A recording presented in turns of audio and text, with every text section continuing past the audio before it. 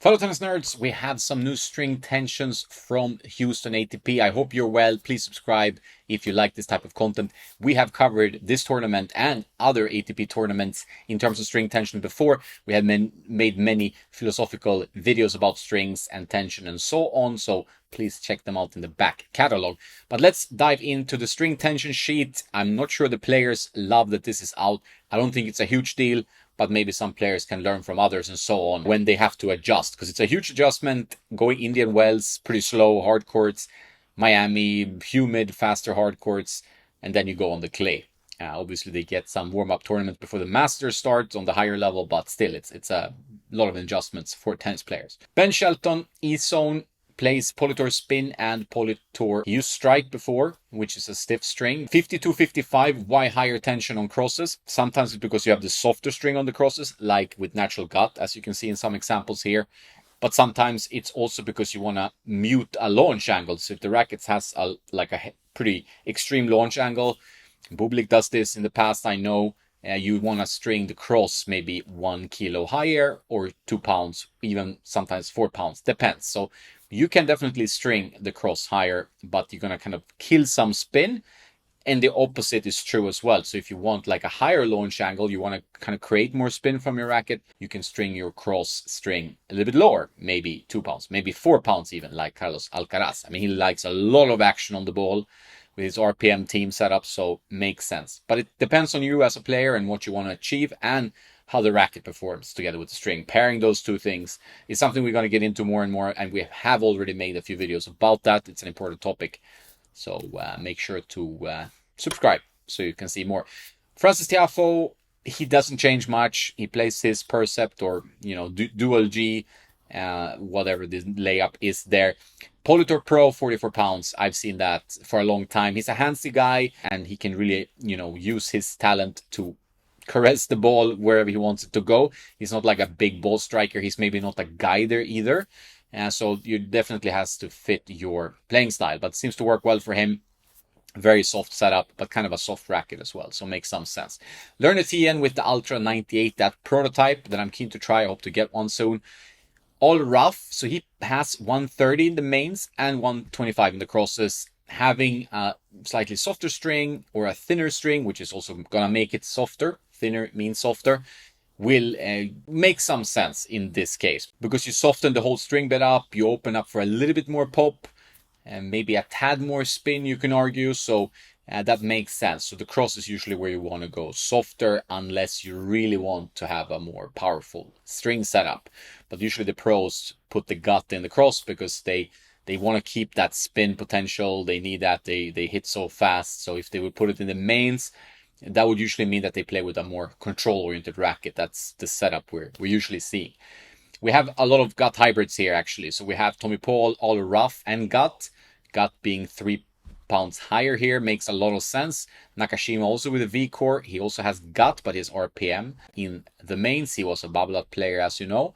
So nothing strange there. Echeverry doesn't want to go full on Yonex. The brands, especially these days, they really want to push you to make sure you play and also wear, if you can, their apparel. And you're a full 360 brand ambassador. You've seen more and more Wilson do that. They really up their apparel game. I think we will see Head, we will see Yonex and all of them try to kind of get the players to be full on and 360 ambassador for their brand. In this case, Echeverry likes all the power. He stays with all the power, and nothing wrong with that. Alex Mikkelsen is using the new Pure Aero 2026. Has been painted as a 2023. Interesting combo here. I cannot really believe it when I see it. It's RPM and Politor Strike. So two stiff strings and two kind of similar strings in what they do. So I don't know why he wouldn't go full bed RPM, but this is an interesting setup, I find. I do think it makes sense in the Aero 100 for sure to have RPM at 54 pounds here, 54, 52, but then Politor Strike, I don't know how that ended up in his racket, but kind of fascinating, and it's obviously personal taste. That's what we are working with here. We're all humans, so we're trying to find something that works and something that makes us feel good, play well, and so on. Brooksby, he hasn't changed. Mac 10 and gut on the cross, really low tension, especially for a gut. 43 pounds. Another handsy guy, a little bit like Tiafoe, manipulates the ball, gets into his opponent's head. Can be annoying to play. Very smart player. on the court. Then we have what would be more of a standard pro player setup. That's the Radical with a full bed of Hawk Touch, 54 pounds. This is something you'd expect to see, but overall the trend is that things are going lower, of course. I've talked about this in many videos before. We have two P98 users and 4G. I'm not a huge fan of 4G in the P98. I feel like it kills a little bit of the action that you're looking for in a P98. However, I've seen it a lot on colleges. I went around to UCLA, USC when I spent some weeks in LA recently, and it's very common there to see the 4G. But I think they have some other strings brewing now made for this racket, so we'll see how that works out. But 49 and 45 pretty low. I definitely agree with having a slightly lower tension in this frame. The arrow is wilder, 26 or 23 or even VS. And this one is a little bit more controlled, so it's an easier transition for blade users to have a bit more aerodynamic properties, a bit more launch. That's the whole point, I think, and then it makes sense to drop tension. Mackenzie McDonald plays really low in his E zone. As you know, he was a blade or H22 user. Polytor Pro, Polytor Spin, very low, 43 pounds. That's kind of impressive. But that racket, I assume he's playing the new E zone, which from what I've heard, and it makes some sense to string low. That racket is pretty like low launch. You want to open up a bit more spin, and it does well with lower tension. It's kind of a pingy racket. Basavaredi, Prestige guy, extended length 27.5 if I remember correctly. Hawk Rough and Gut. You see the gut there, 48 pounds. So he's going to have some deformation of the frame, stringing like 40 pounds and 48. That's interesting. Should be more like this. But yeah, interesting player to watch. Also high tennis IQ, I would say. We have Adam Walton, Air 98 user, Hurricane all the power. That's also an interesting setup. As you can see, even Aero guys, they go low now. It's only like Carlos that plays like really high on the Aero, I think. 44 pounds, makes some sense. Martin Dam with the blade. All the power gut, that's a standard combo. Also this kind of tension, 24-5-24, which is 55-53. In pounds, that's pretty what you would expect. But there are a lot of things here that I wouldn't expect, so it's kind of fascinating. Yibing Wu Hawk 3, 53, Vallejo, RPM 54. These are not strange things, really. Sax Vaida, I would say, is the lowest tension here. That's an outlier, 34 pounds. That's like Jack Sock territory, not quite Adrian Manarino. T-Fi 305, Confidential Ice Code. I don't know how you get to this combo. It must be something you're experimenting with, and then you're like, voila, here it is. Kind of an odd combo, but whatever works and whatever makes you happy, then you should play with that. I was going to do this fast, but then you start looking at the sheet and you're going through each player. Hopefully I don't bore you, but you can always click away, of course. As you can see here, Saxvida really low. We get to Alexei Poprin. Huge forehand, used to play PT57A, now with the FX500 Tour. All the power 26 kilos. That's like a pro player ripper kind of tension, I would say. Like that's 57 pounds. And then we have Coleman Wong, all the power lower tension. That's kind of what we expect these days now with the lower tension. Kipson, Aero 98, Gut RPM 48-46. So players are playing these rackets much lower. Is it the quality of the balls that are getting like torn to shreds quickly, or something else? I mean, they're ripping definitely, hitting the ball a little bit differently than they used to do, which was more through the court, more classic technique. Nowadays, the guys are really getting on the ball in a different way. Kovacevic, also an interesting combo here. 4G all the power rough. Low tension makes sense. These are pretty stiff strings, especially 4G in a blade. So I think this 43-44, especially on clay, when you want to kind of get more spin, you want to make sure that you can push your opponent back with less effort, because you're going to need a lot of effort to win every point. This is an effortful surface to play on. We have Hijikata with the E-Zone, Polytor Spin, 46 pounds, another low tension. They are, I would say, pretty much in majority here, the lower tension.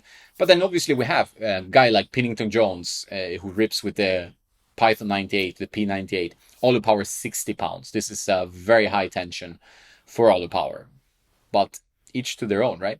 Liam Draxel, Aero 98, RPM 50. This is very logical in my head. Agustin Gomez with grapple snake string. I don't know which one, but 44 pounds in a Prestige makes sense. You don't want to string a Prestige too high unless you can hit like crazy power. Alex Bolt, V-Core, another Gut hybrid user, Polytor Pro, 49, 47 pounds. And then we see Luz, we see Matos. These are doubles guys. Lemons, Withrow. They're pretty much in a lower tension. When you play doubles, especially on clay here, you want to open up some power from the strings, like 42 pounds on Hyper G soft in a boom. That's an interesting setup. That's a setup that you can use, I can use, whoever can use. So definitely a huge shift in the pro game in terms of more user-friendly setups, and I find that really interesting. And that's something that we haven't seen before. And we have other doubles players. If you go down the list, Rajiv Ram, Gat, Torbite, Diamond Rough, you don't see that string a lot anymore. 40-37, like so low now with the tension. Lowest tension here, besides the 34 pounds for Svida I mentioned earlier, is Juan Julian Rojar, who has got Mac 10 at 17.5 kilos. So very low tensions. This is what we're seeing. The trend is there. The tensions are dropping, but this is clay, so the tensions are gonna go down even more because you want more help and you're gonna brush more on the ball, try to generate more easy spin, and you're gonna play longer rallies. It's gonna be a more fatiguing type of tennis. If you get the averages down, there's nothing super crazy here. The estimated average, I would say, is around 47, 48 pounds overall, so 21.5, 22 kilos. Definitely lower than it has been, and we're seeing a lot more in the 40s tensions than ever before. Svida being an outlier going down to 34, and Pennington Jones being an extreme outlier as well, going up to 60 pounds. And also Poprin was pretty high at 57. So modern tennis is definitely going for lower tensions to increase spin power comfort. Could be due to the balls, but the game has also changed in other ways, I would say. So we see dominant strings here. I would say all the power, all the rough. That's a frequent one. A lot of guys using wheels and rackets. It makes a lot of sense. RPM Blast, they play arrows. They like RPM. That's what they use. That's what they get for free from the brand. Makes sense. These are good strings, of course. Nothing wrong with these strings. Same can be said for the Yonex strings. Polytour Pro, Polytour Spin, Polytour Strike, Polytour Force. All pretty solid options. I hope to give Force a proper review sometime soon.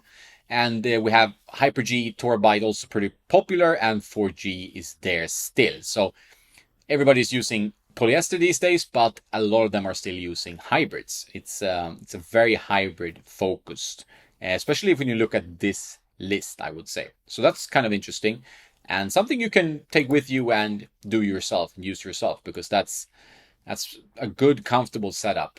And you don't need natural gut.